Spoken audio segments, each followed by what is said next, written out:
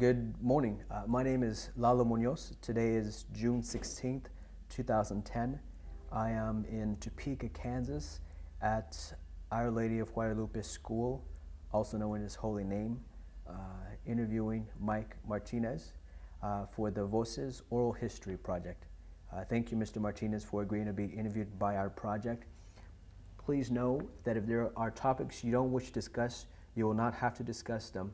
Also, if there is something you wish to discuss, we want to hear you. At any point you wish to stop the camera to get a drink or use these facilities, please let us know. As we said earlier, your interview will be housed at the Nettie Lee Benson Library at the University of Texas at Austin campus. So let's begin. So Mike, if you would, tell me about your childhood, what your daily life was like growing up. I came from a very large family. We had like 15 brothers and sisters. 5 of them had died previously. Actually, there was 20. And so there was 15 of us grew up together. And it was a struggle. It was Christmases. I remember that some of my dad's co-workers would, bring things over for the kids for Christmas. And so. And just to make sure we know, where did you grow up here in Topeka or somewhere else? We were all born here in Topeka. Born? Yeah. Okay. And so tell me, you mentioned your brothers and sisters. How many brothers and sisters did you have? I had like 6 brothers and 8 sisters growing up. And where did you fit in that? I was number 3 from the end, from the youngest. Okay. So. Okay. All right. So most of your brothers and sisters were older than you. By the time the youngest, my sister, went to school, she was going to school with her nephew. So that's how big this largest span was. Wow. And what kind of things would you guys do together? We'd go with my dad and mom. They'd be picking nopales outside of town and on some farm, and we'd go and during the summers we would pick blueberry or mulberries. Mm-hmm. We'd pick mulberries and bring just big pans of them home, wash them, and eat them, and while my mom and dad were doing the cactuses. So. Any other things that you'd all do together? As a family, we enjoyed the birthdays and the holidays and all like that. We would always do that, picnics and like that. We'd always do that together. Yeah. Okay. All right. What are your memories of your childhood? What do you remember looking back? Probably the biggest thing is hanging out with some of the friends from across the street or around the neighborhood, and there'd be some times we'd take off, and I know my mom I'd get back home, and my mom would be mad because I didn't tell her where I was going, and I'd take off from sunup to sundown, and we'd just be. At the time, there was like an urban renewal going on in the city, and there was a bunch of houses either being demolished and so we just go kind of exploring the neighborhood and like that. Mm-hmm. And I know there's a lot of different places in Topeka. Where did you grow up? I grew up in an area, it's kind of like a neutral zone. It was like, there's Oakland and there's East Topeka and there was the Bottoms. Well, we had a small area. It was bounded like by Branner, and the tracks was on the west side, and the north side swung around to the north side, and Wheelands was on the south. So there's like about an 8-block area there that was, it was kind of like a neutral zone, we called it like. Mm-hmm. I know what you're talking about. I live in neutral. So where in neutral did you live? We were on Klein Street, 326 okay. Klein. I live on Hancock. Yeah. Okay. Here, tell me about what did your parents do? My mom was a homemaker, and my dad was a custodian for the railroad. Okay. Before the flood hit in 1950 here in Topeka, he was a butcher for the Morel meat packing. Okay. So. What happened to cause him to change? There was a flood that came through, and it just wiped out all kinds of businesses, and Morel decided not to reopen, so he went to work for Santa Fe. Okay. And where were they born, your parents? Both of them were born in Mexico. My dad was born in 1900 and my mom in 1910. I'm thinking my dad was out of San Luis Potosi, and my mom was out of Santa Barbara, and they came up here and they met while they were still young. Did they ever tell you more about when they came? Stories of when? Not a whole lot. I got mostly bits and pieces from my older sisters or brothers about them coming over, and my dad actually had like a half brother, and so I'm thinking his last name was Sanchez, and yeah, it was kind of confusing to me, so I just stuck with what I knew about the family. Okay. And what all do you know from just the little bits and pieces of the story of why they came or how they came? It was back in that time. It was getting close to like the revolution, and they just wanted to get away from that and get a new life and seek their dreams and like that. So. And do you know why they came to Topeka or Kansas? I don't know. I know my mother was out of Kansas City, and her family lived here in Topeka for a while before they moved to Kansas City. But it was all based around the railroad.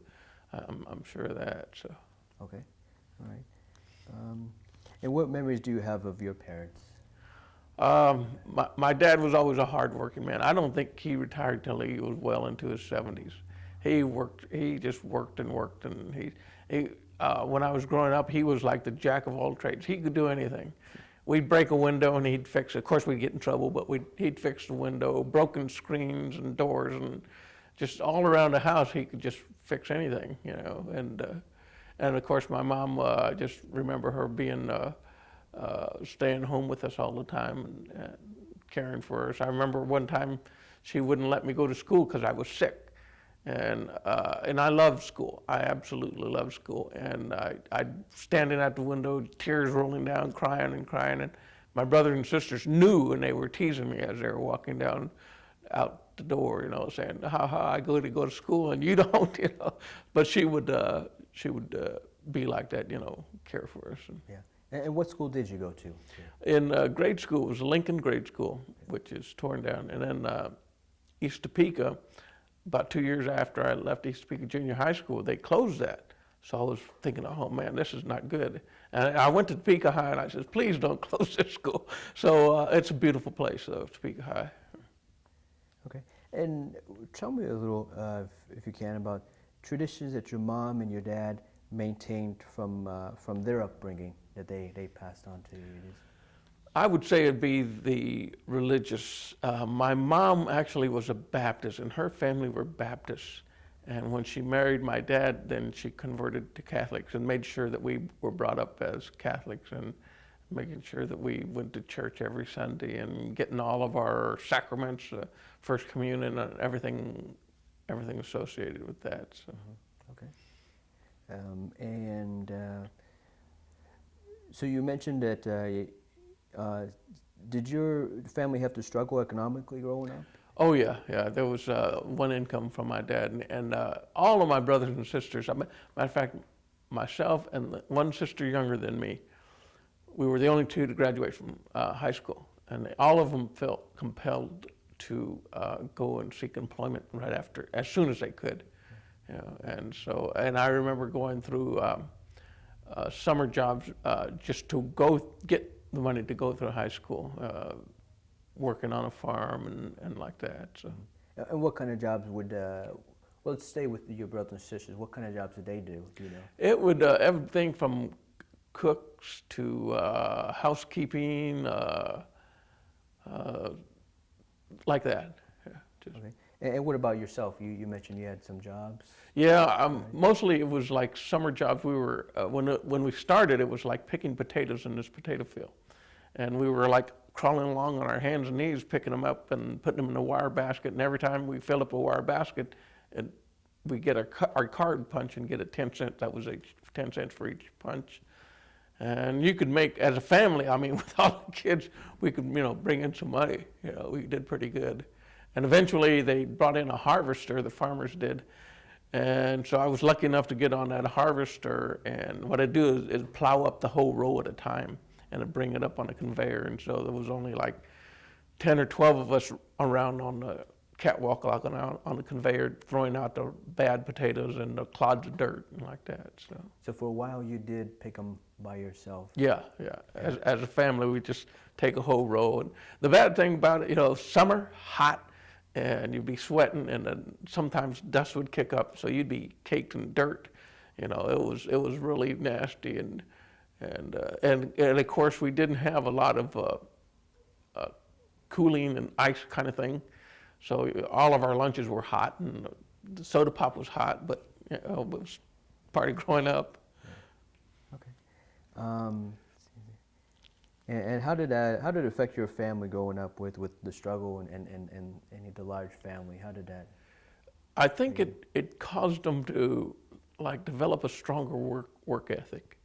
I think that they were, every one of them were just absolutely working kind of people, roll up their sleeves kind of thing, and forego all the frivolous things that might be out there, and just the basic shoes and clothing, and food, Okay. All right. And do you know if any of your family members participated in World War II or Korea? I had a brother who was in I think it was called the U.S. Army Air Corps at the time, and he was in there, but I don't know if he was stationed in Korea or not, but I know he was during that era, he was in the military. Okay. And I had another brother who joined the Navy right after I did when I went during Vietnam. Mm-hmm. Okay. And your parents, I imagine, have they passed? Yeah, they're both dead now. Okay. And when did they? How old were you when they passed on? My mom was like 80 years old, and my dad was 76, and so I was still like in 30s and that age bracket. So. Mm-hmm. Okay. And how do you think your attitude about the country were different from your parents? I was more. I think I was more conservative than they were. They grew up on the Democratic side of a political party, and I remember when Kennedy was running and Goldwater was running, and I thought at that time that Goldwater should have been elected, from what he was saying anyway. And my dad, boy, he was kind of disappointed that I had those thoughts. Mm-hmm. Okay.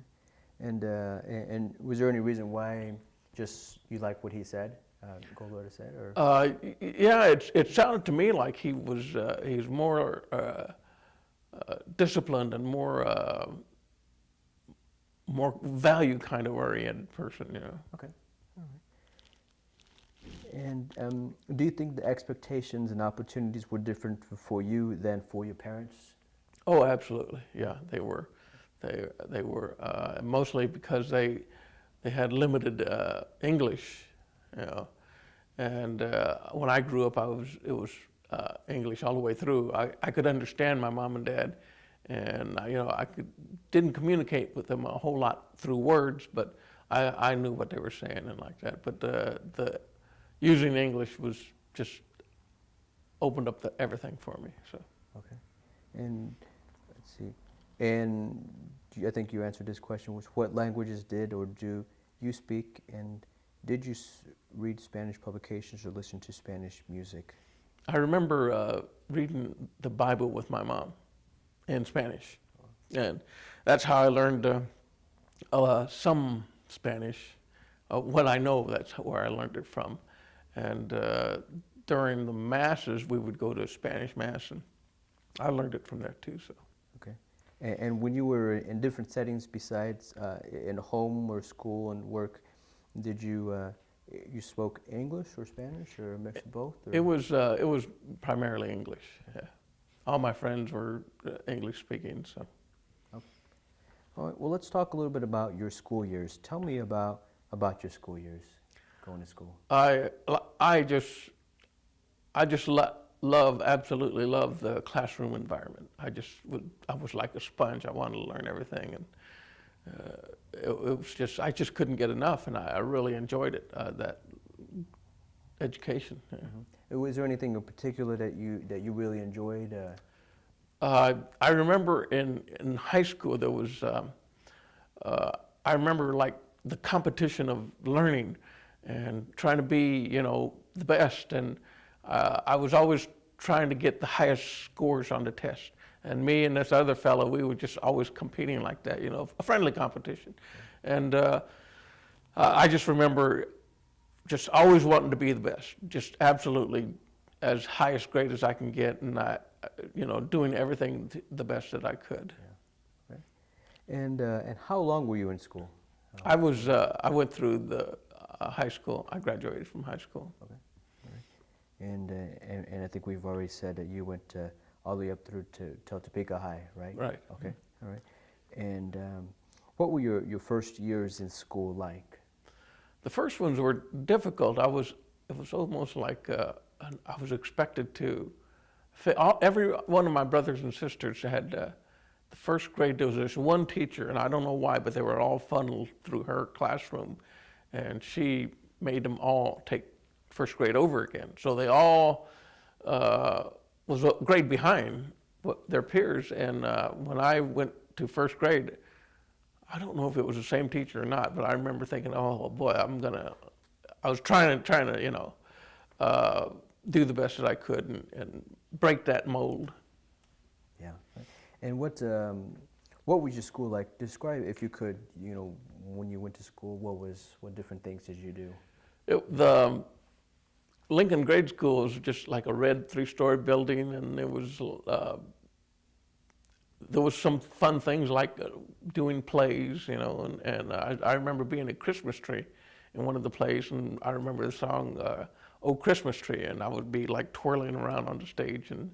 But I really liked school. There was interaction with kids and sports, and I distinctly recall this one kid, a big black kid, and he was wearing these heavy boots, and we were like playing soccer. And it just so happened the ball was between us two. I just remember running as fast as I could, and him running in the same direction. We were like going head to head, see who could get to the ball first. And I was just, my heart was beating so fast because he was a big kid. He would have put me down with one kick. So. Okay. And any other special memories that you have from being in school? Other stories that stayed with you? No, I remember hanging out mostly with the black and other Mexican American, Hispanic youngsters. Mm-hmm. Those are, but not that we weren't friendly with the whites. But I mean, it just seemed that most of my neighborhood was either black or Hispanic. So. Okay. So your school was mixed with all. Yeah, it was a good mixture. It was like, I'm thinking struggling to do today, a really good mixture of everybody. Okay. And what about your teachers? Were you treated differently or just like everybody else? I liked all of my teachers. There was some of them, I know there was a math teacher in junior high school. He like really got me, something about teachers, they just really got me interested in different subjects. And in high school, there was, I'm thinking he was like a social studies teacher, and he just brought out the best in all the students. Yeah. Mm-hmm. All right. And what was high school like? High school, for some reason, I kind of withdrew more than my grades weren't all that great. I remember I always wanted to do great with the grades, and I remember getting an F. Not on the class, but in a test. And I just dreaded having to go home and tell my dad, I didn't want to disappoint him. So I turned it around. I think like the last 2 years, I just went through the roof with my grades. Really paid attention and did great. Yeah. So you mentioned dreading going home. So your parents were what was their attitude about school and education?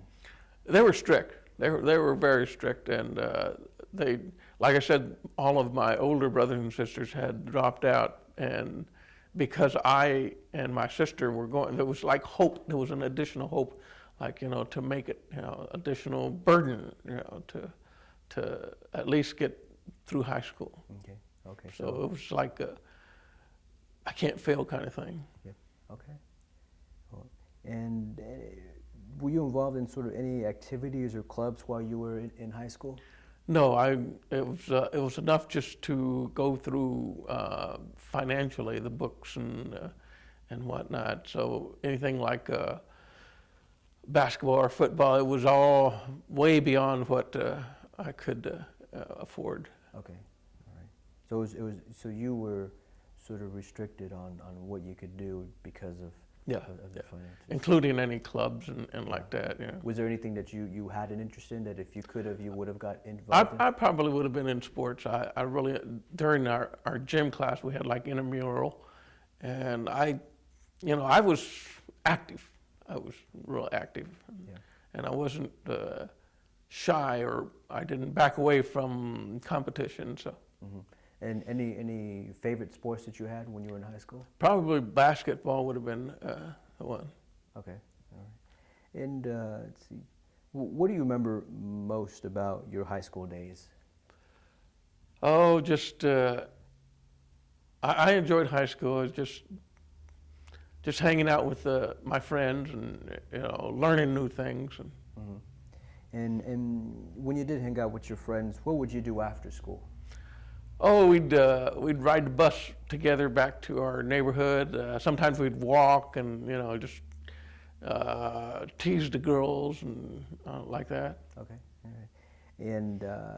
And did you work while you were in school? Yeah, during the last, well, actually during all of the high school, there was what they call a work-study program. So during the summer, not during the school year, but during the summer, you could get an employment, and it'd be anything from painting to general cleanup things, custodian kind of things. Okay. Huh. And let's see here. Was your school segregated in any way, or was it? I don't think any of them were. I'm thinking there was just a great mix of everybody, rich and poor, black and white. It was a really good across the board kind of education. Okay. And do you remember being treated any differently from other students while you were in high school? No, I wasn't. I didn't see that. Okay. And was your education that you received about the same as your brothers and sisters, or was it different in any way? It was a lot different in that I learned like everything that I could learn, and they were limited in what school the class they went to. So Okay. Okay. Well, let's talk a little bit about life after school. What do you remember about what was going on in the country and in your community when you were growing up during the 50s and the 60s? I didn't probably pay any attention to any of that until like Kennedy was shot, and I remember I was in junior high school at the time, and after I got into high school, off in the horizon I could see Vietnam coming up, and I was thinking about that. And of course, like I said, I was making great grades in my classes and doing really well, but I didn't know if it was enough to like keep me going, or I had a decision to make, and I kind of knew what it was going to be. So What was that decision? it was do I want to like join the military, volunteer and join, or do I try to go into a special school, and get a deferment? At the time, I didn't even know about deferments, but it would have been available to me anyway. So. Okay. And what? So obviously you chose to go into Right, into right service. after I graduated from high school, I made up my mind. I went and saw the recruiter and signed up.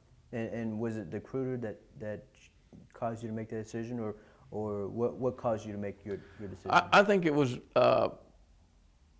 what was going on, and that plus I went to Santa Fe to apply, although I didn't have my heart in it. I didn't want to really work for Santa Fe, but I remember taking the test, and I'm sure that I mean some of the questions were just so simple.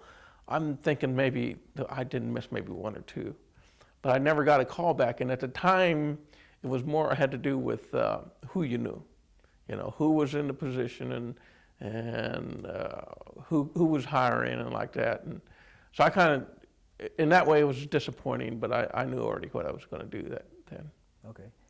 You talked a little bit earlier about the president being shot, and you remembering that. How do you think did that affect you in any way, or it's just? Yeah, just like everybody else, I remember it was just shock. And I remember it was right after I got back from lunch at junior high school, and the teacher called us into the class, and he said that the president was shot. And then we waited a little bit until the announcement came over that the school was dismissed for the day. And I remember going watching television. I was just glued to the television for 2 or 3 days. I remember seeing the actual footage when Harvey Oswald was shot. I remember him walking out of and being shot. And then of course now the clip is shown over and over, but I just remember being glued to the television for some time. Wow. And that, do you know how it affected people around you, like your family or friends? It was a great disappointment. One reason, of course, because he was Catholic and he was handsome, he was charismatic, and he had a lot of hope for everybody, and it was just a big disappointment. Mm-hmm. Okay. Let's see. And any other historical events or experiences that you remember from being a young man that stick out in your mind? No, there's things that happened later on that I go back to now, but nothing at that time. Let's take a look here. And so tell me, so you finished high school and then you decided you met with the recruiter, is that right? Tell me about that. I just walked in one day and decided I wanted to go and he said I had to go to Kansas City to take a physical. And so he scheduled that, and I got on the bus and went to Kansas City, and there was like a room, I'm thinking it was at the Y that we stayed in, and the physical was like an all-day thing, and maybe even longer than that, I don't remember. But I remember being at the Y, and it was this big strapping farm kid that was there too, and he was same thing, he wanted to join up. And we were like hanging out together, went to the penny arcade, and but he was denied because he had some kind of farm accident, and he lost the tip of his trigger finger, and so they denied him. And he was heartbroken about that. He would have made a good trooper. So. Yeah. Okay. I think I jumped ahead, but let's go back here. So you grew up in the 50s and the 60s. Do you remember anything about? See here, about other stuff that were going on around you, maybe the civil rights movement or the Chicano movement? I didn't notice that at all. I absolutely didn't notice that. It did. I mean, as youngsters growing up, the black, the Hispanic, the white, we just never treated each other differently. Maybe our parents had that attitude, and I didn't see it. Maybe their parents had the same thing, but I never saw that. I just, on a peer-to-peer basis, I never saw any hatred like that. Mm-hmm. Okay. And were you part of any groups like LULAC or anything like that? No, I hadn't joined any civic or any kind of group like that. Okay. And do you remember anything about demonstrations in Topeka during that time? I'm thinking maybe years later. There was a walkout at Topeka High School, and but we didn't. We were just do what we told kind of thing, We didn't do anything like that. Okay. And so, would you describe yourself as being a political person or apolitical, meaning not interested in politics? I kind of like flip between the two. I kind of get hopeless sometimes because it doesn't matter what party, people are just greedy and corrupt, and I don't see it change coming whether you vote for one person or the other. Mm-hmm. And then sometimes I'm thinking, well, somebody's got to be out there to make the changes. There's got to be one person in the whole United States can make a change. Mm-hmm. Okay. And if you want to say or not, do you consider yourself a Democrat, a Republican, independent, or something else, or none of the above? I would probably be consider myself an independent. I grew up Democrat. After graduating, I kind of went Republican, and now I look for the person. I consider myself an independent. Okay. And what were your feelings about the civil rights movement that was going on during the times for Latinos and African Americans and later for women? I didn't pay a whole lot of attention. I remember the boycott that Cesar Chavez led for the grape, and I remember reading about like the Watts and Harlem and all the horrible things that were happening, but they were just kind of like out there. They weren't like right in front of me. So. Okay. And let's see here. In what ways or any did the Vietnam War touch, well, life when the conflict was going on? You were in Vietnam War, right? So I think maybe this is for somebody who wasn't in it. Let's see.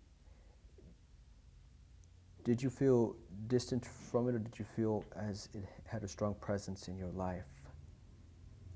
Well, you were in it, so you obviously had a strong presence. So we'll talk about Vietnam here in just a little bit. Let's see here. So, and one of the last questions: did you want to go, or did you not want to go to Vietnam? And I was looking forward to going. And let's go back then to when you decided to go to draft, and you went to Kansas City. You said Right, before, right? right. And you had your physical. Right. And how did the physical go? I was in good health. They took me. There was nothing wrong. So. Okay. And what happened after that? It was just a matter of getting me slotted. There was a lot of people going in, including the draft, and it was just a matter of getting me slotted into a recruiting class. And when you go for the physicals, is it for each separate branch of the military, or it was one. It was no determination about what branch you were going to. I think it was called the Armed Forces. The place in Kansas City had to do with Armed Forces physical, and so it could have been any branch. Okay. And so once you were given the clean bill of health and you were, what happened after that? The recruiter just fixed up the papers and I signed them, and it was just a matter of time then. Okay. Let's see here. Well, tell me once you signed those papers, where did you go? What happened? It was like a couple of weeks or so wait, and I remember I didn't have like a steady girlfriend or anything, and there was just a matter for me. It was just a matter of waiting, and my mom and dad knew, and all my friends knew, my family knew. So. And how did they feel, or how did they respond about your decision to go voluntarily? Well, my mom and dad, my dad was supportive, and my mom was fearful, and all of my sisters had married people from veterans, people who were in the service. And so some of them were giving me hints, like I had my hair long at that time, and it was really thick hair. And one of my brother-in-laws says, first thing you ought to do is get it cut, otherwise they're going to be on you all the time. You know, you're going to be picked on the whole time you're there. And I remember, so I got it trimmed, and I thought it was a pretty good trim. It was still kind of long and thick. But I remember when I went through boot camp, I remember the shears that they were using when they cut off your hair. I remember it getting clogged up a couple times. So it was, yeah, I still had a lot of hair. Yeah. And do you know if there were a lot of other Mexican American or Latinos drafted or that enlisted from the community here in Topeka? It seemed like there was none of them that I would call friends. Some, I guess, acquaintances mostly, including people I went to high school with. And some, looking back now, there was quite a few of them. But at the time, we didn't go in as a group, and we just separately on our own way, and ended up in that situation. Mm-hmm. So.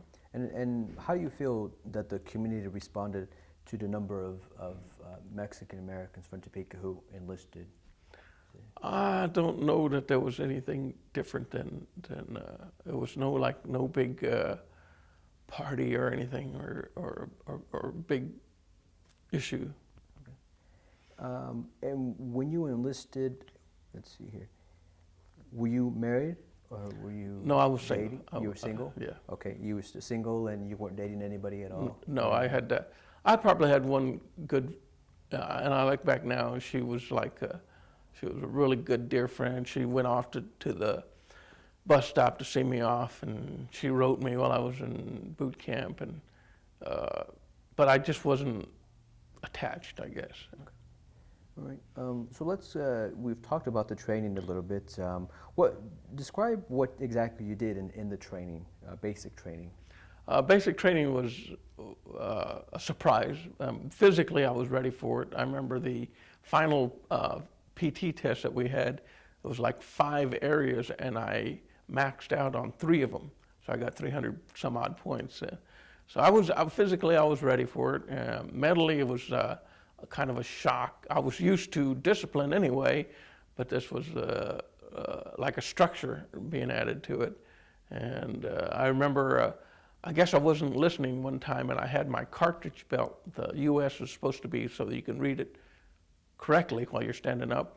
Well, it was upside down, and I didn't realize that. And we were marching by the Kwanzaa hut, and recruiters hollered to stop that group, and he called me in there, and I remember he threw me up against the wall locker in the wall, and then he got couple of other recruits in there, and he was like hanging me off the side of this bed and kicked me, and all that because I didn't, to him it was important, to be dressed properly in uniform.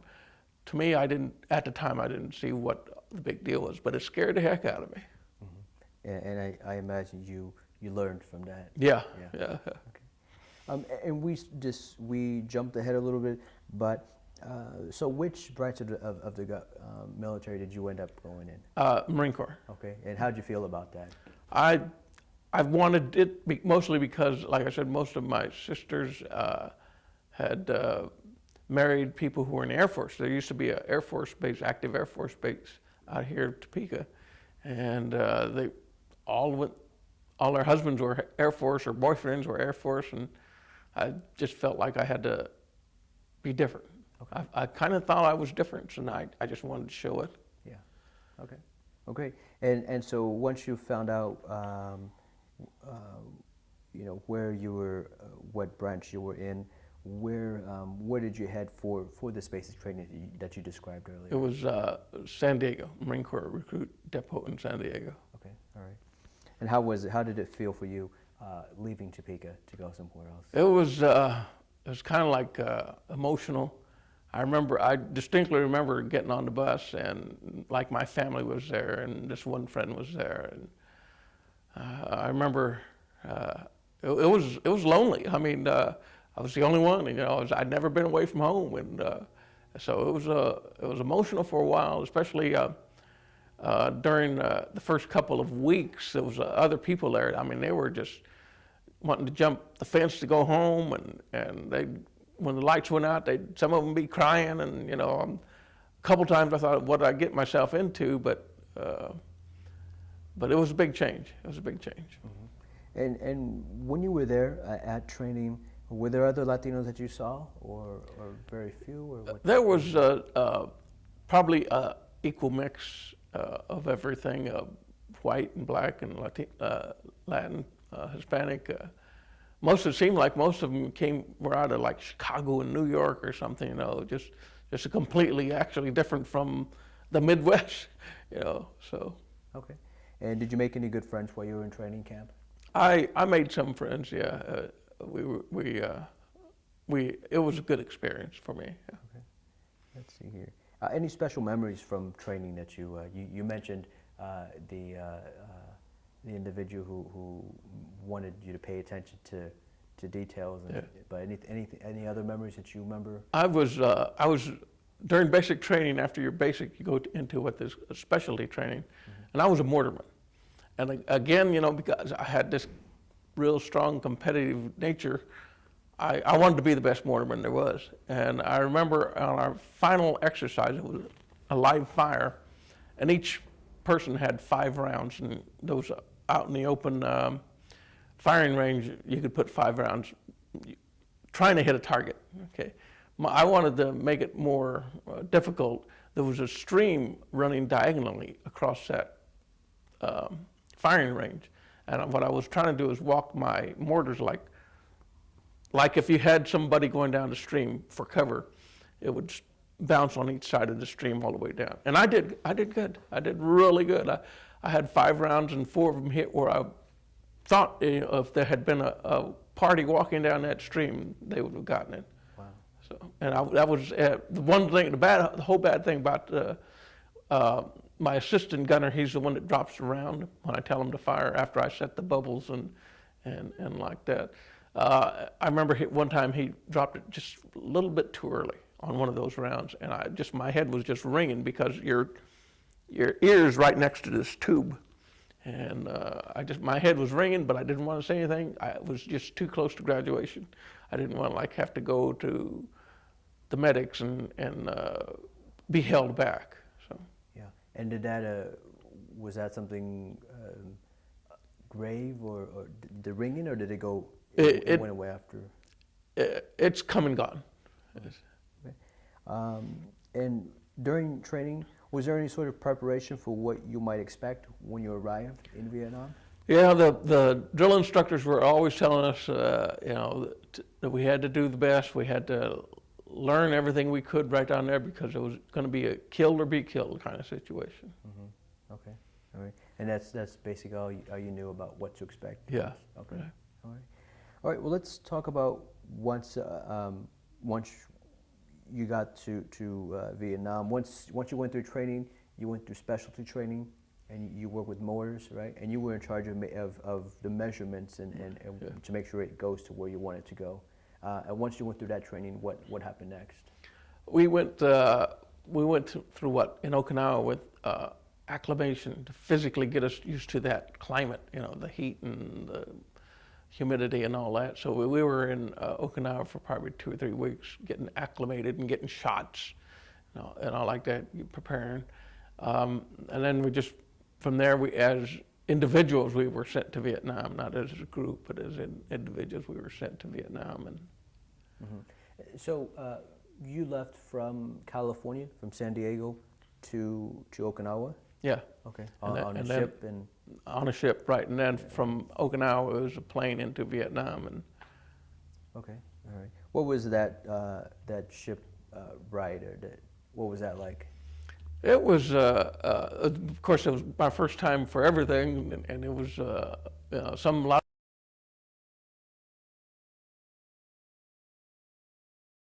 Okay, so where we left off was when you arrived by ship to Okinawa to help get acclimated to the weather and what to expect, and then they flew you in to Da Nang, yeah. To where? Da Nang. Okay. Okay. And what happened then? I was assigned to a unit, and they didn't need mortarmen, so I was just a regular infantry, and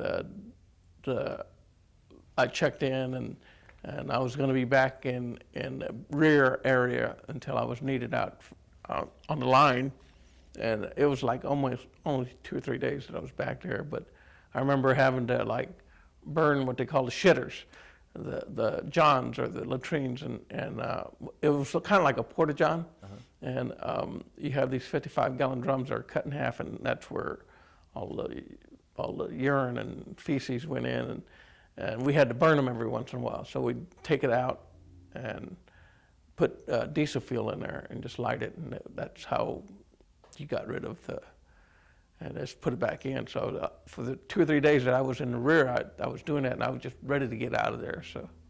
Yeah. Oh, well, I imagine that's probably one of the worst. Yeah. Yeah. Okay. So when you got there, what did you think about the indigenous population there? And did you have much contact with the people there in Vietnam? I didn't have all that much contact with anybody outside of the military. Yeah. Okay. All right. And did any of the U.S. troops there Did they have any contact or interaction with the native population there? Not in the rear. Not when I was in the rear. I didn't get into that. Okay. And let's see here. And did you learn to speak any of the Southeast Asian languages while serving there in theater? Mostly it was just words, just phrases and words that you had to learn to survive, kind of thing. Like words meaning to hurry up, meaning diddy, things like that. Yeah. What language was that? That was Vietnamese. Vietnamese. Okay. All right. And what was tell me what a typical day in Vietnam would be like for you. Well, I was in the field. It was just like, of course, during the night we'd have listening posts out, and so during the night we would be up maybe every other hour on the listening post, and then we'd come in and have our breakfast or whatever was there. And then during the day, we'd usually go out on a patrol, and that would last all day long, pretty much. And we'd come back and try to take care of our physical, everything from airing out your feet and making sure your boots and socks were dry and clean and like that. So. Mm-hmm. You mentioned the listening post. What exactly is that, or does it sound exactly like it's? It's pretty much what it is. We'd had a perimeter set up, and the listening post was just outside the perimeter, maybe a couple of 30, 40 yards or so. And it was, we were trying to detect any movement or any voices or anybody that was coming towards the perimeter. And we'd be kind of like the first ones to say, hey, there's something out there, and alert the people in the perimeter. Okay. Let's see. And describe the base where you lived. What was it like? It was nothing but a wide open area. It was I was assigned to A3, the number A and 3, and it was a fire base camp, and it was like A1, 2, 3, 4, and 5. And A3 was probably the closest one to the DMZ. We could go out on a patrol. Matter of fact, one time we went out on a blocking patrol, and we set up. And this was my first time doing that. And my squad leader came up and says, we had already set up, and he says, you see the area across where we're looking at? He says, that's the DMZ. And what we're doing is just like hoping that another unit would flush the Viet Cong or the Vietnamese towards us, and we'd be like a blocking. You said he said that was a DMZ? The dematerialized zone, right? Oh, yeah. okay. So we could walk there in 2 or 3 hours in formation, and come back, and so it wasn't far at all. Mm-hmm.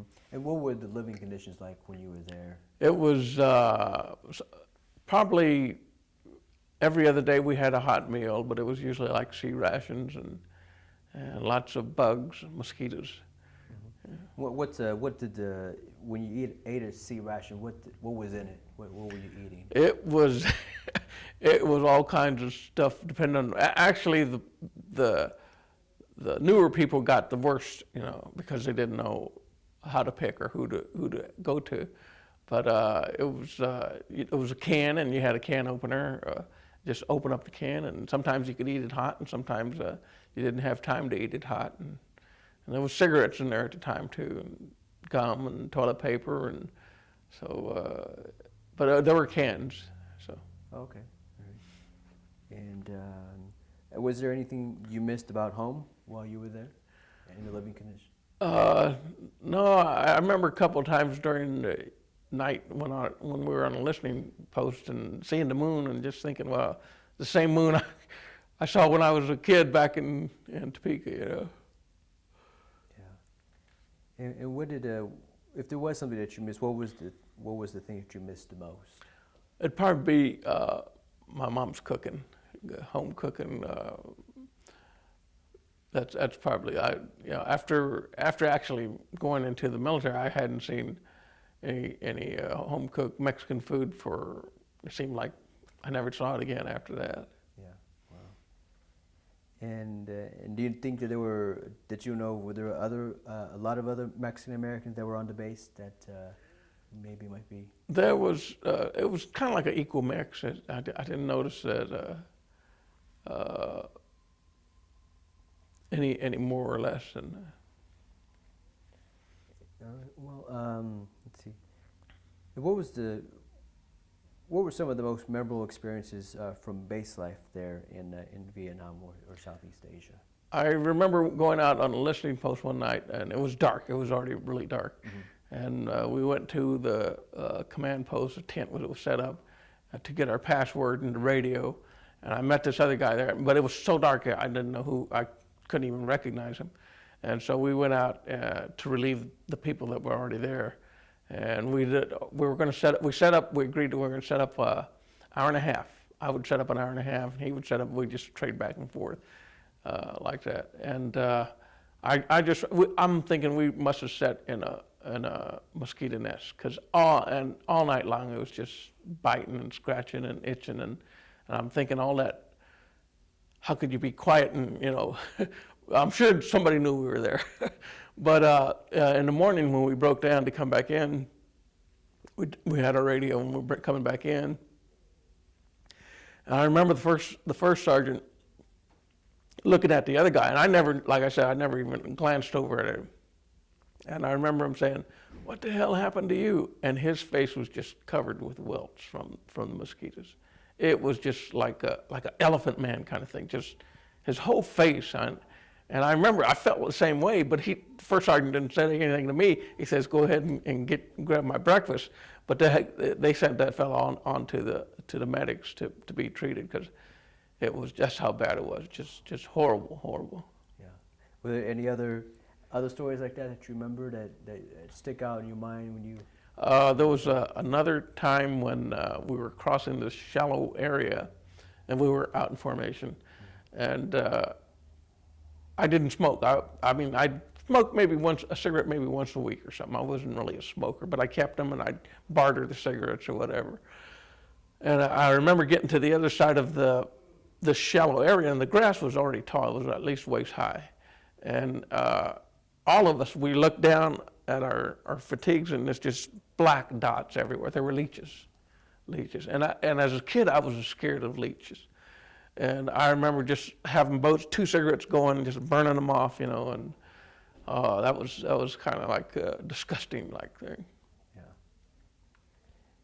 And any other experiences, memorable ones stick out in your mind that you want to share? No, there's two of them that they're kind of funny now when you think about them, Yeah. Okay. Let's see here. Did you or someone you know face any type of discrimination while overseas? And if so, can you describe what happened? Anything? I didn't see that. I didn't see it. I didn't see it at all. Okay. And there were no sort of racial tensions while you were. No, I didn't feel anything. I didn't. Yeah. Okay. All right.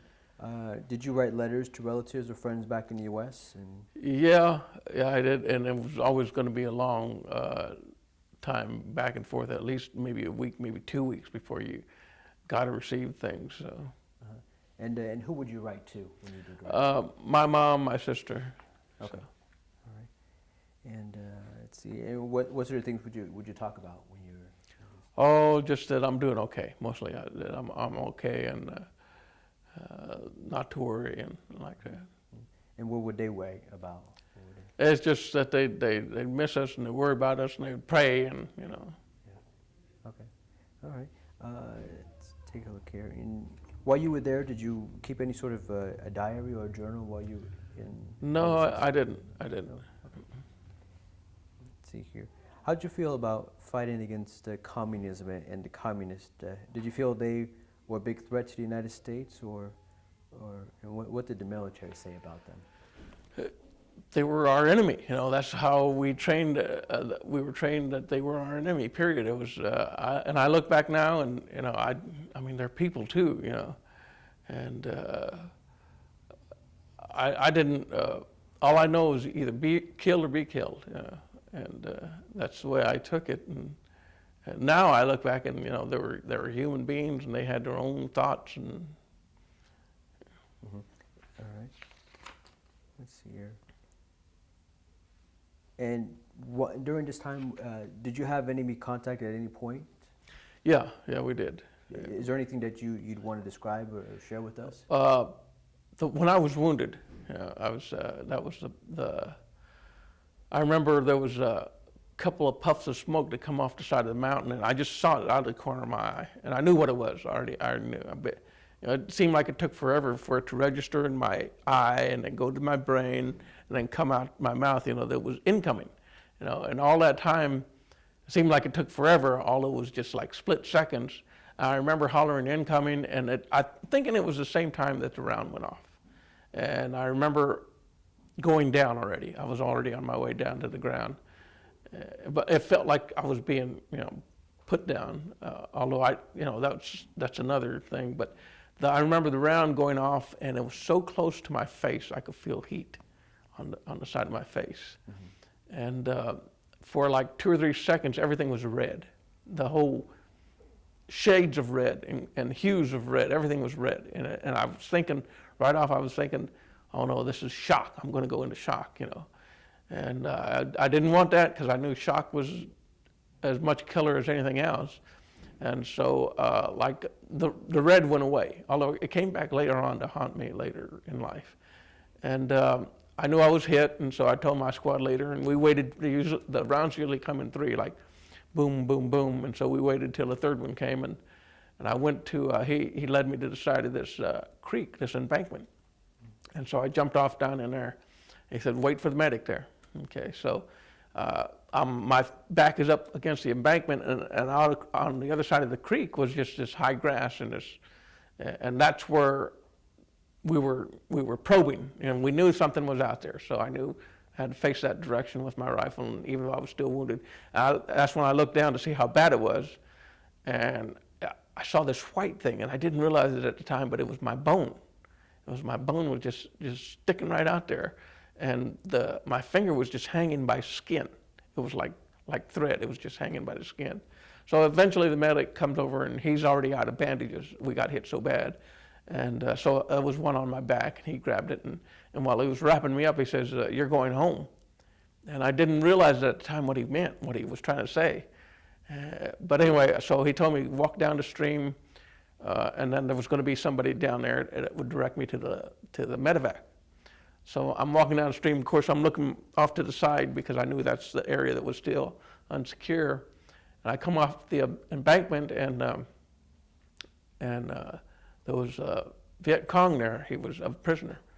And I remember he was squatting down. His hands were behind his back. He was blindfolded, and he was being abused. He was physically and mentally, verbally. He was really taking it. And I remember just I had to walk through that area in order to get to the medevac. And a couple of times I turned around and looked back and thinking, I got to do something. But I knew this was war. I was hurt, people were hurt, and that's what happens. And I just felt an inclination to want to help that guy.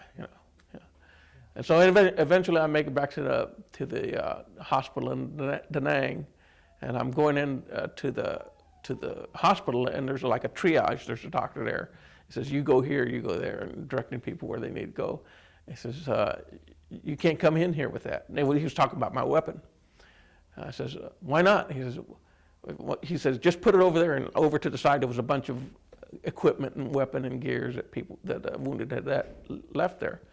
And then he looks at me, he says, he looks down at my weapon, he says, besides, you can't use it anyway. I says, so I followed his eyes, and I looked down to the magazine on the weapon, and it was a big piece of shrapnel was there. It got stuck in the magazine, and the spring was hanging out, and the rounds were all askew. If I had to use it, I would have had one shot that was in my chamber. One shot. That was all I had. And it scared me, I know. It's like, even to this day, I fluctuate between being like a miracle kind of thing. And then there's some days I can rationalize it. Everything I can rationalize. I says, well, the round wasn't properly made. A big hunk went here and little pieces went there, and it just so happens my magazine was in a place where it stopped it, and all it did was nick me. All I did was nick my hand, you know, and I just kept going back and forth for years and years. One time I'd say it was a miracle, and sometimes I'd say, well, it's just, it happens. Things like that happen. You know, you can explain it, you know. And what do you say now? What do you think? I still do the same. I still don't know whether it is or not, and maybe it has to do with my faith and my belief and like that. But sometimes I think, wow, that was a miracle. And the chunk of shrapnel that was in there, and my position of my hand and the rifle and the magazine, it would have just tore my leg right off. It would have just, you know, it would have been a lot worse than what it was. And instead of losing a leg, what exactly, what sort of injury? Well, what I did was, like I had little pieces, little nicks. You could cover them with a Band-Aid. But the biggest thing was my hand right down here. And that's where, you know, I was telling you, like the skin was hanging on there. And eventually I had to go from Da Nang to Yokohama, Japan, in order to be skin graft and in order for it to be set. And but yeah, I look back and you know, the way the land was laid and going down, you know, half a second before hollering, or while I was hollering it out, and other people getting the brunt of that explosion, you know, it's just confusing, I guess, to me still. And so you got hurt, and they sent you to the hospital, and after that, I ended up at Portsmouth Hospital, and I brought the Western Union telegram that was sent to my parents. Actually, it was sent to the recruiter, and the recruiter took it to my parents. And anyway, described what happened. He said, your son is wounded in Vietnam, and he's okay, and he's at this hospital, and here's his address. And the recruiter couldn't speak Spanish. And then he was taking it to my mom, who was the only person at home at the time. And Mom spoke little English. But when she saw this recruiter and the paper that he held in his hand, what English she knew just...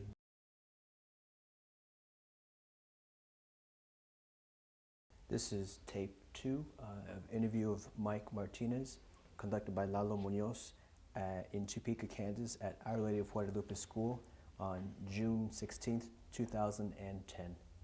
Okay. Mike, right before the other tape ended, you were telling me about the delivery of the note describing your injuries to your family. Can you start from the beginning and describe when the recruiter got to your house? What happened then? The telegram was sent to the recruiter, and he in turn was to go to the home and deliver. But it was, the telegram only said that, you know, I was wounded, that I'm fine, I'm at this hospital, and what the address was, and that if they wanted to, they could visit me, or they could write and like that. So the recruiter, he didn't know any Spanish at all. And my mother knew very little English. What little she knew, she lost it all when she saw this recruiter coming up with the paper in his hand. And of course her thoughts were the worst, and she just crying and wailing, and he was trying to comfort her, telling her that I'm okay, and that communication, I don't know how long it lasted, but eventually one of my sisters came home and calmed my mom down and read the telegram and told her that I'm all right, that I was okay. But I met that recruiter one time after I got back, and he was telling me, oh, he felt so bad, so sorry about not being able, that my mom went off like that, you know, and not being able to comfort her like that. Yeah. So. And so the recruiter told you about that. Then did your family also tell you, your mom and your sister tell you about what happened? No, they didn't. I didn't know. I didn't realize. I didn't know about it until one of my sisters gave me the telegram, years later, and she says, "Oh, I have something for you," and she had saved it, and she told me what had happened. That another sister came home and calmed my mom down, and about the recruiter not being able to communicate with her and like that. So. Mm-hmm. Okay. A couple more questions here about Vietnam, and you tell me if see, you can tell us about it. Where were you when the tent offensive happened, and how did you feel about this? That's when I was wounded during tent offensive of 1968. It was like we were still at A3, you know, just hundreds of meters from the DMZ, and it just like everything happened. All hell broke loose, and when I got back to a more secure area to the hospital, I was reading about how horrible it was, you know, and what was happening. So. Okay, so you were right there in the Right thick at the of beginning, things. right. Okay, okay. And the My Lai incident occurred also in 1968.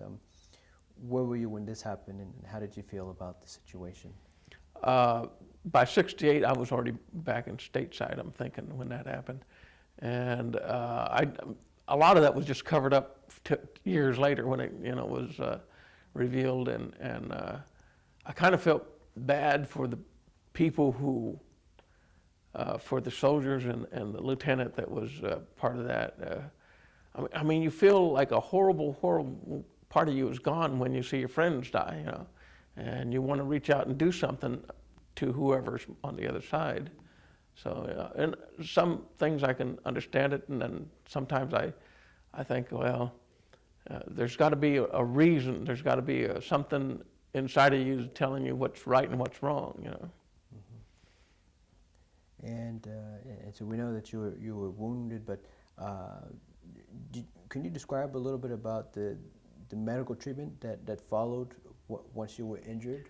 I remember when I was at Da Nang, the medic came in and he was telling me what was going to happen. I was just in like a hallway. It was just so many people that it was like a hallway, and he must have shot 4 or 5 needles under my arm, and I didn't know what it was. But after a while, I was just gone. And so I felt like a out of body experience because I saw myself in the operating room, mm-hmm. and the doctor was looking at my injury, and the nurse and the other doctors were there, and he was looking at it, and he says, well, what are we going to do here? Of course, I'd just been wheeled in. What are we going to do here? And he looks at the injury, and he looks over at me, and I'm looking at the injury, and a nurse turns my head so that she doesn't see. And all this was happening outside on the other side of the light, the operating light. I could see it, look down and see what was going on. And he saw that I was just 19, a young kid, and he said, we'll save it. And otherwise, they could have just cut it off right down there, you know. So he patched it up, and eventually the instructions back at Yokohama, Japan, which was the next hospital, was a skin graft, and a pin was put in my finger to set the bone because the knuckle was shattered. There was nothing, and there was the nerve ending was gone. So eventually. I remember the Yokohama, Japan experience. The doctor was Japanese, and the American doctor was showing him how to do a skin graft. He was explaining to him how to do this thing. I kind of felt like a guinea pig there, you know. He says, now take this patch. They took it from my arm and put it on my finger. The first time it wasn't enough skin, so they had to go back and take some more skin and put it over there. So. Okay, right. So there were actually individuals who were training. Yeah, they were training doctors for those kind of wounds. Yeah. Let's take a look here. And how did you feel about the military leadership in Vietnam? Did you feel secure under the leadership and what your orders were while you were there? Yeah, I'd never had any problem or with anybody in command about what we were doing or what we were told to do. And were there, let's take a look here. Were there other Mexican-American officers or African American officers that you were there? Did you? You know, I never saw one, not a one, either black or Hispanic. I never saw one while I was there. Okay. And one final question was, two questions. One was, were there any awards or citations or commendations that you received during the service? Yeah, I ended up with the Purple Heart with the injury, and I had a combat action and President June. There was a number of awards that were given either to the unit or to myself. Yeah. Anything else that you want to share from your time that you were overseas? Anything else that you That's, think? that's about it, yeah. Okay, all right. How did you feel about the anti-war demonstrations back in the States? And do you know anyone family or friends that participated in those demonstrations? I was kind of, it was indifferent to it initially. I remember when I was released from the military, I was in Hawaii, and so I had to go to Treasure Island in San Francisco. Mm-hmm. I had to go there to be out processed. And I remember landing in San Francisco airport. Of course, I had my uniform on, and there were demonstrators there, but there was also some Hare Krishnas there. And they were like, chanting, singing, ringing these bells, Hare Krishna and all this. And they were kind of like a buffer between me or the military people and the demonstrators. They were acting like, and they would hand out flowers, they were kind of like, it was kind of confusing now because it's like a welcoming thing. They welcome you no matter what, whereas the people on the demonstrating side were, just vile about their comments. And yeah, okay. And let's take a look here. Have you ever been involved in any anti-war demonstrations? No, I haven't. It was troubling for me to see the Gulf War come out, and because I know that other countries are going to take the long-term approach to wear us down, and eventually we would get tired of upholding what we're doing, But I know they're going to take the long-term approach. It's not going to be like 2 years, it's more like 20 years that they look at things. Mm. Okay. And what role do you believe the media had in fueling the anti-war demonstrations because of the increased press coverage of the war? Was there any that you felt? Or? Well, yeah. Now that I look back at it, at the time I don't know if I guess maybe I was naive. I don't know, innocent, naive. But now I look back at it, and there's no doubt that the media played a role in what was going on, and I don't know if it was the best approach or not. So. See here. Let's go now to post-war, and how were you treated by the Topeka community and by your family when you arrived in the States? I kind of felt like an outsider, almost like I wasn't welcome. I mean, and it might be that my family thought that I was because I was Vietnam veteran and wounded, and that they expected the worst from me, But I remember visiting a cousin in Kansas City, and I remember her, just putting her arms around me and saying, "Welcome home." It was the only, it was just years and years later before anybody said that, but my own family, my own brothers and sisters, I felt like I was just walking on pins and needles kind of thing. Mm-hmm. Okay. Was there anything that they said or how they acted that made you feel like that, or? I don't know if it was me or them or a combination. I don't know. They were just quiet and they never said anything around me. And yeah. Okay. Let's see. And how do you think and feel about U.S. participation in the Vietnam War and in other countries? I think sometimes I can see the justification, and then sometimes I can see the other side too. I'm more, I guess, if anything, more critical about using war before other means to solve any problems. Mm-hmm. And so we talked about your injury, but were there other disabilities that you suffered because of the Vietnam War? Yeah, about a year ago, I was in a hospital out here at the VA with being diagnosed for post-traumatic stress disorder, and there was other things that they found. And there's some great doctors out at the VA. It was just a great program they got. It was like a 7-week, I had to be inpatient, and they helped me with the biggest nightmare that I had, and so I'm very grateful for that. And I don't. You tell me if you don't want to talk about it, but was that what you referenced earlier about the red? When you Yeah, saw red? that was the doctor what happens is that, like, and I would drink. Sometimes I just drink because I didn't want to see this nightmare. And it didn't happen all the time. It was maybe once, maybe once every other month. You know, sometimes it would be worse, and sometimes I wouldn't see it for maybe 2 or 3 months at a time. You know, but it would always come back. And what I'd be doing, I'd be laying in bed, and like there's a window kind of like behind me, and it would be nighttime, and there was like a red pulsating light come through the window, and the whole bedroom would just be turning red, bright red, and then dim and bright red, and it would just go back and forth like that. And the minute that started, I says, "Oh no, here it comes again, you know, this nightmare." And there were some times that I thought I woke up from it, but I was still in it, because I says, "Oh great, it's over." And then I saw this red again. You know, it was pretty frightening. It was.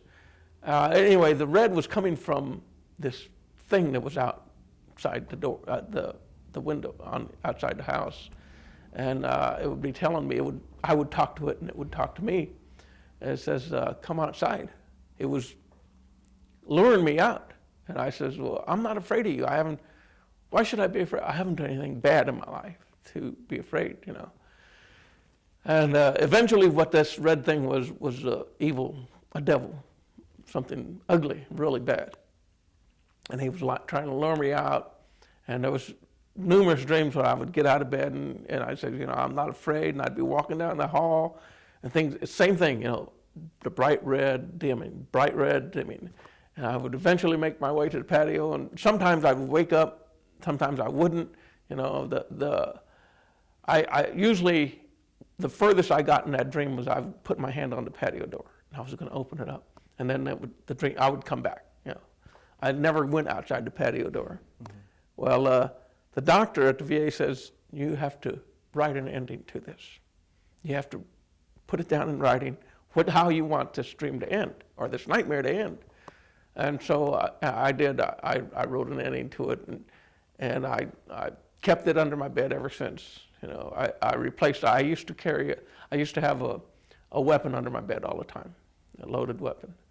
That's how I would sleep comfortably. You know, without worrying. Yeah. But I replaced that weapon with the ending to the dream that I had, and I haven't had one since. So I guess maybe I wrote a good ending to that. Wow. So. Well, sounds like it. Wow. And so you describe having these, you know, these nightmares, and do you think that the government took care of the troops once they came back from Vietnam? It took a while, but and only because the veterans were vocal about it, and they wouldn't take like a cursory kind of answer. Yeah. They were very vocal and adamant about pursuing their rights. Okay, and so you had the physical injury, and you had these nightmares. Was it difficult for you to adjust to life in the U.S. when you came back? Now I look back and I say, yes, it was. I always thought that I was just different, you know, that I was different from other people. I don't know why it was, you know, drank to excess and isolate, you know. Sometimes I wouldn't talk for months, weeks, you know, to my own family, you know. But I kind of learned when I was out at VA how to handle those things. So. And what? So you came back, and obviously it was a struggle to try and readjust. What? How do you think that the war affected your life? I saw some missed opportunities. I know that. One of the first jobs that I took was I was working at a hospital to make money to go to school, and the manager who hired me says, "Do you mind working with the CO?" At the time, to me, a CO was a commanding officer. I said, heck no. Well, to this manager, he was talking about a conscientious objector. Oh, and I didn't realize, weeks later, then I realized, oh, okay, this is what he's talking about. But it didn't bother me. The guy, he didn't say anything or do anything against me, and I didn't have any ill feelings to him, so. Yeah, okay. So you mentioned that you were working because you wanted to go back to school. Right, okay. yeah. All right. What did you want to do? Eventually, I went into mechanical drafting, and which was really part of what I was doing before I left in high school. Only it was like a different level. Instead of making something, I could see it with my eyes and draw it, and that kind of thing. And I went through, was employed in that field for a number of years. Eventually, I worked into a job with Wolf Creek as an engineer with their pipe hanging outfit. So I made pretty good, and I got a degree going to night school, and I did great. I mean, like I said before, I love the classroom environment. I ended up with a 3.79 grade point average, and there was one year I was just straight A's, nothing but A's, a year and a half at least, so nothing but A's. And then I realized it was taking a toll on my wife and my family. So I says, well, I don't have to make an A, just as long as I make a good grade. So. Yeah. Where did you go to school at? It was at Columbia College in Missouri. Yeah. Okay. And so you mentioned your wife. Where on this timeline did you meet your wife? When did this take place? I met her when, after I was wounded, I came home on vacation, a leave for a couple of days before I went back to the military. And I met her, it was like, I'm thinking it was Easter kind of week, that time of the year. And we kind of got together, and then things didn't work out, and over the years, we went our separate ways. Well, when I was working at the hospital, she was shot. She was a drive-by shooting, and her brother were in the hospital, and they had shotgun pellets in their legs. They were okay. It's just they were frightened. And I remember I said, well, I got to go up there and visit her. She's in the hospital. So I walked up there. I had my hospital scrubs on, and I walked in. I grabbed a piece of paper, and I said, so I'm here to do an exam on you. I'm going to do a full exam on you. And I cracked up. I couldn't keep a straight face up about it. But she looked at me like, oh. Anyway, we got back together then. Okay, well, that's great to hear. Let's just pick up a couple of more. Let's see. Was there anything that would you change anything about your Vietnam experience that if you could have, or would you have done the same thing? I think for my whole life, I think I would have done everything over again. There was some times when I was having lots of problems. We as a group of veterans, we went to the wall on the 10th anniversary, and it was just really troubling to look at all those names and thinking, just a fraction of an inch or a half a second difference, and I could have been on the wall, and that person could have been here in life, And it troubled me, and the doctors call it guilt. You feel guilty about coming back and not somebody else coming back. But all in all, I would do it all again. Yeah. Mm-hmm. Well, that's good. That's good to hear. So your wife, it was on and off, and there was a period where you weren't in contact at all, and then when she was in the hospital, you began to have that contact again. So what happened once you reconnected there at the hospital? We just, I think we finally realized, we would make a good couple, and so we made plans, and we're married, and like so.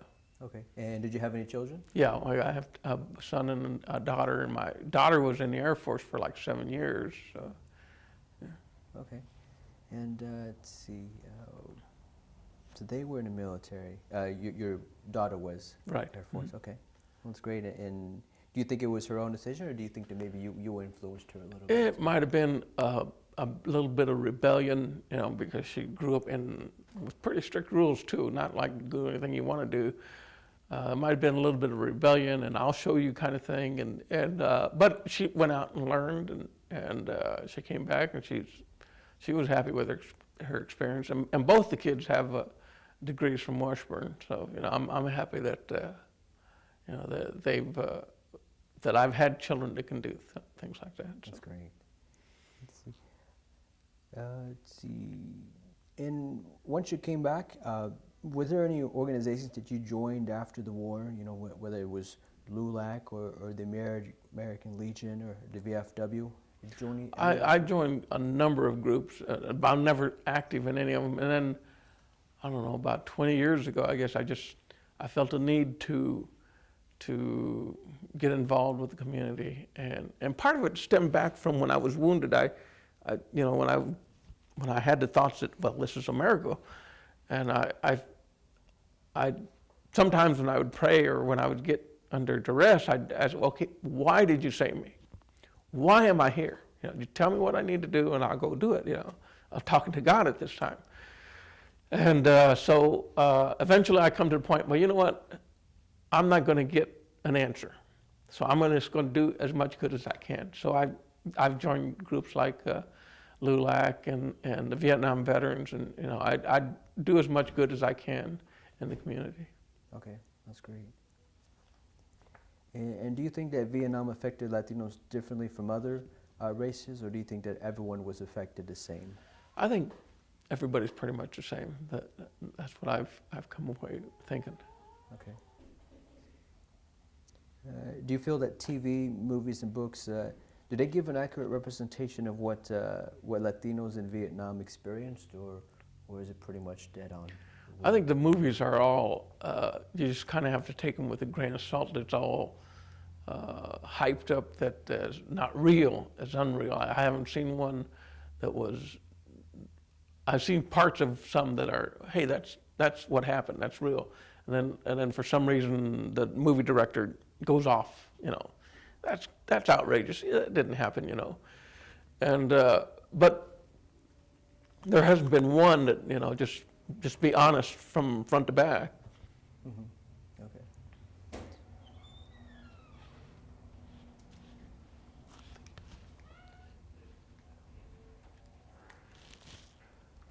Okay, just a couple more questions here. From your life experience, is there a story about the war that hasn't been told or hasn't been told accurately that you know of that you want to share? No, I don't think there's anything that I know there's, now looking back, I know there was some discrimination, no doubt about it, even in the military, and but it's just different when you're in combat together. You have to depend on the guy next to you, no matter what his skin color. You look at him as a fellow Marine or a fellow service member, and you do your job and he does his job, and you both be okay. Yeah. Okay. And how do you think that your experience was different from those who were in World War II or Korea? Oh, there's quite a bit of difference, especially between for World War II. I think it was Dole or one of them that said it was the greatest generation. Maybe it was Reagan. I don't remember. It was the greatest generation, and they were, they made a tremendous accomplishment. But I look back and I think, well, they didn't do enough as a veteran. They did great for their country, but coming back, they didn't do enough for their fellow veterans, and that's kind of like what the Vietnam veterans did. They come back and they don't want to see things happen again like happened. They'll fight for their medical rights or whatever. Okay. And what advice would you give to future Latinos who are listening to this interview and hearing the stories that you're sharing? If you have a desire, if you think it's in you to be in the military, go for it. Just give it, whatever it is, give it the best you have. Mm-hmm. Okay. Is there anything else that you want to add to this? Something we... Can I add the end of my Sure. dream, how I wrote it? Yes. Yeah. That's a good... It took me a while. It took me a couple of days, and eventually I got back with the doctor, and he says, okay, it was a group therapy. It was like 3 or 4 of us in there, and a doctor and a nurse. And so I come back, and I says, well, this is how I want my dream to end. Okay, I'm in bed, and the red lights and all this stuff, and I get out, and I'm talking to this thing, whatever it is, and we're bantering back and forth. Come on out if you're not afraid of me. And I said, well, I'm not afraid of you, you know, on and on. So eventually I make my way to the patio door, and I open it, and I step outside, and I approach this thing, and it's the most horrendous thing you could think of. And it's evil. It's the devil. We're just face to face. And he's telling me, well, I gave you your life back in Vietnam, you know that. I said, no, you didn't. You know, we're talking, just like person to person. I says, no, you didn't. God gave it back to me. He says, no, you don't have a God. You don't have one, he says. We're just going back and forth, and then he eventually comes to realize that I do believe in God, and he tells me, how can you do this to me? How can you repay me for giving me your life? What? And so eventually he going to devour me. He says he's going to, and he opens up his mouth, and I mean, there's just bile that comes out and stench and like I said, in Vietnam, I kind of felt like there was a hand on my shoulder that put me down, but there was nobody around. And I don't know if mentally I wanted to believe that or not, but during this dream, as I wrote the end of the dream, so I'm facing this being, and he's ready to devour me, and then there's a hand on my shoulder. And I turned around, and it's God. It's a light. It's a bright thing. And then I realized that, you know, it was something good that saved me. And so I turned back to this evil thing, and he just screaming and hollering and fades away into the black night. So, wow, that is a great ending. I'm glad you shared that. I didn't want to ask you because I didn't know whether that was something personal that you wanted to hold back, but thank you for sharing. Anything else that you think maybe I missed? That's no. All right, Mike Martinez, thank you very much for sharing. I appreciate it.